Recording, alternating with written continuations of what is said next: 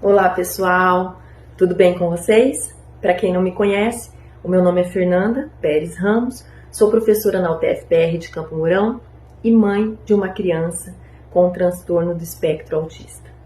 Bom, nós estamos na semana de conscientização do autismo e é um tempo que a gente para refletir. E nós teríamos várias demandas, vários assuntos que poderiam ser falados aqui envolvendo esse tema.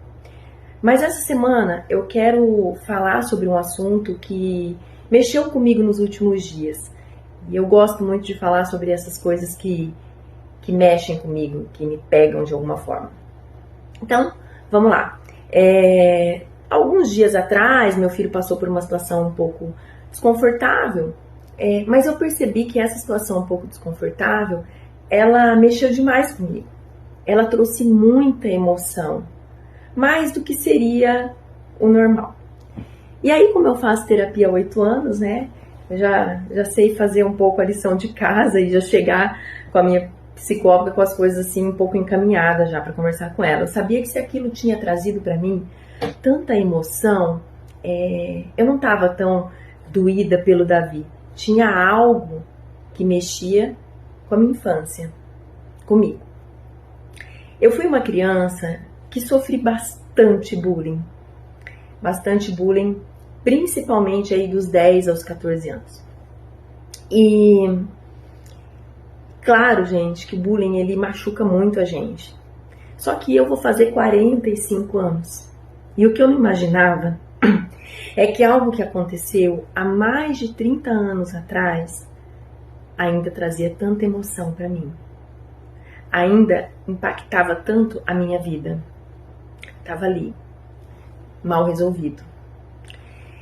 Na primeira sessão de terapia, eu toquei no assunto e quando veio a emoção, eu saí do assunto, mudei o tema. Mas aí depois, na segunda sessão, foi bem libertador, né? Eu consegui chegar nesse lugar da dor e foi muito, muito significativo para mim. Cheguei num lugar que ele estava abandonado, cheio de teia de aranha no meu imaginário, né? Ou seja, só estava eu ali naquele lugar, voltando para sentir aquelas dores. As pessoas que tinham me ofendido, querendo ou não, com intenção ou não, já não estavam mais ali, tinham seguido suas vidas. E eu tinha ficado ali com aquele lugar, revisitando de tempo em tempo. E o que eu quero dizer com isso, né? Que nós, enquanto pais, enquanto professores, sendo pais típicos ou atípicos, podemos contribuir muito para diminuir o impacto do bullying nas nossas crianças. Como mãe atípica, e se você está aí do outro lado também é mãe ou pai atípico, você deve sentir muita angústia de que o seu filho sofra bullying, né? Enfim, nós temos essa percepção de que a criança neurodivergente, ela seja mais vulnerável a esse tipo de contexto. Mas a gente também precisa entender que não só as crianças neurodivergentes, mas as crianças típicas também estão aí à mercê do bullying. E o que nós podemos fazer para diminuir isso? Eu penso em duas vertentes. Como mãe de uma criança atípica, eu penso muito na possibilidade de reforçar as suas boas características, de empoderar essa criança, para que as coisas que ela escute, ela consiga filtrar e utilizar para crescimento, não para depreciação. É um trabalho de formiga, é um trabalho diário de escutar os nossos filhos todos os dias para entender o que tem impactado as suas vidas. Mas também do outro lado, né, pensando que o nosso filho também pode promover bullying em outra criança, nós também temos um papel de contribuir para a sociedade e para a diminuição de um testemunho que eu estou dando aqui de algo que me incomodou durante mais de 30 anos.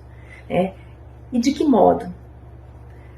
Mostrando, primeiro com conhecimento, quanto mais a gente entender, né, as diferenças e entender que isso não é demérito, não nos faz menores do que os outros, mas que todos nós temos potencial e capacidade de contribuir para a sociedade, somos peças importantes desse grande jogo que é a vida, se a gente ensinar esses princípios para os nossos filhos, nós podemos sim diminuir o impacto e a ocorrência frequente de bullying entre as crianças e de modo geral. Estou falando aqui das crianças por causa da faixa etária do meu filho, mas na adolescência é extremo isso, né? E enfim.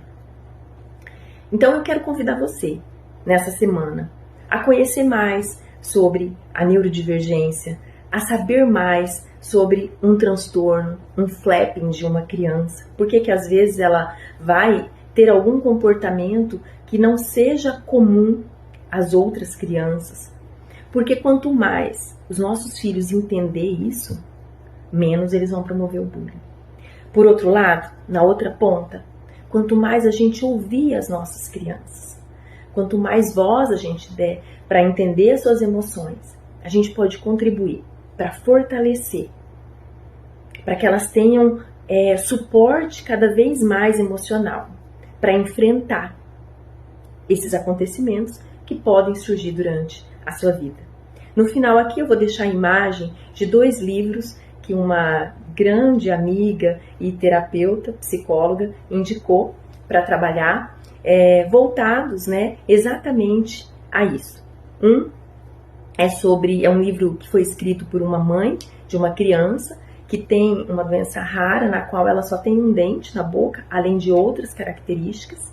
E aí ela escreveu esse livro de um dinossauro. E o outro é sobre as emoções, para que a gente consiga ajudar as nossas crianças a dar voz às suas emoções, a dar nome a essas emoções e a não demorar tanto tempo para sarar uma ferida.